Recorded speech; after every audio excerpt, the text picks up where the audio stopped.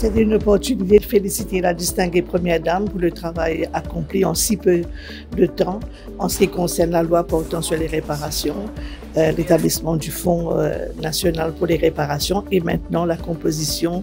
de la FONAREF. Donc ça a été une opportunité pour moi d'être présentée aux membres de la FONAREF qui m'ont fait un exposé de leur travail depuis le lancement de la FONAREF et je me suis engagée à soutenir la FONAREF dans la mise en œuvre de la loi. C'est le travail que mon bureau entame sous le communiqué conjoint que nous avons signé avec le gouvernement de la RDC, c'est dans la logique de ce communiqué conjoint et de son addendum que mon bureau reste entièrement à la disposition du gouvernement de la RDC dans tout ce qui est appui technique pour la mise en œuvre de cette loi qui est très très importante pour les victimes des violences sexuelles.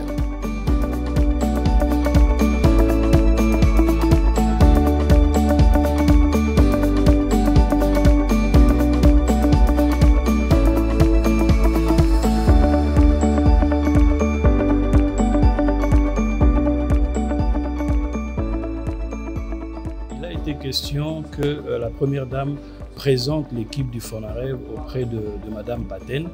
et c'est ce qui a été fait. Et lors de ces échanges, la parole a été accordée à la direction générale du FONAREF pour expliquer un peu le premier pas parce que ça fait 2 mois que nous existions et il a été question de voir les actions qui ont été posées par le FONAREF, notamment l'itinérance que nous venons de mener au niveau de la RDC sur les 5 provinces pilotes. On a fait un peu le point sur les remarques et surtout les recommandations des victimes et nous avons échangé avec elles sur une collaboration future entre la République démocratique du Congo et les Nations Unies.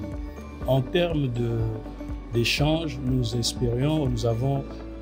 attendons un accompagnement de la part de Madame et de son institution en termes de renforcement des capacités,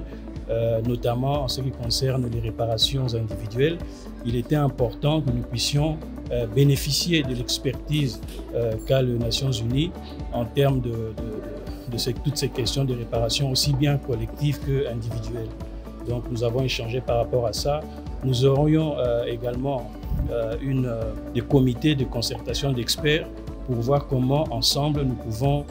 planifier une feuille de route conjointe où nous travaillerons sur les différents éléments liés aux victimes de violences sexuelles en RDC. La réalité pour qu'aujourd'hui FONAREF devienne une réalité tangible, là-dessus elle a juste mis les 2 acteurs ensemble pour que nous puissions échanger sur les questions techniques. Il y a plusieurs passerelles de collaboration ont été établies et dans les jours et les mois qui viennent, il y a toute une série de réunions que nous aurons avec l'équipe de Madame Paten pour voir ensemble comment nous pouvons accompagner nos victimes pour que nos victimes ne soient plus jamais seules comme ça a été si bien annoncé par le chef de l'État lors de la commémoration du 2 août passé.